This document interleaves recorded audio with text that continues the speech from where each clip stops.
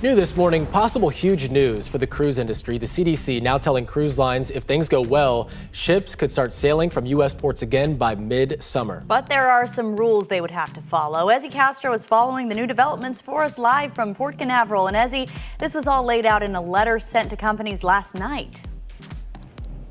Yeah, Kirsten, this all happened just last night, and the letter says cruises could start sailing by mid-July as long as there are certain conditions met. And this happened just weeks after the state sued the CDC.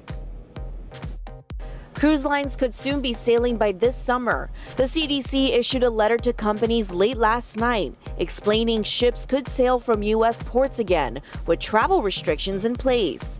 According to the Wall Street Journal, the letter pointed out no test cruises would be necessary if 98% of crew members and at least 95% of passengers are vaccinated. Earlier this month, Governor Ron DeSantis filed a lawsuit against the CDC, demanding cruises should be allowed to sail immediately. This will be something that we believe we have every legal right to insist upon.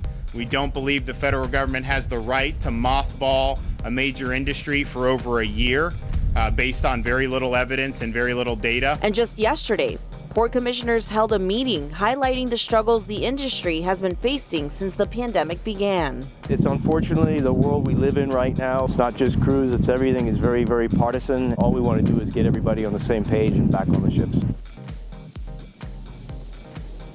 So we are expected to hear from cruise lines later on today about the CDC's letter, and we'll also be reaching out to port leaders to see what they have to say about all of this. Live at Port Canaveral, Ezzy Castro, getting Results News 6.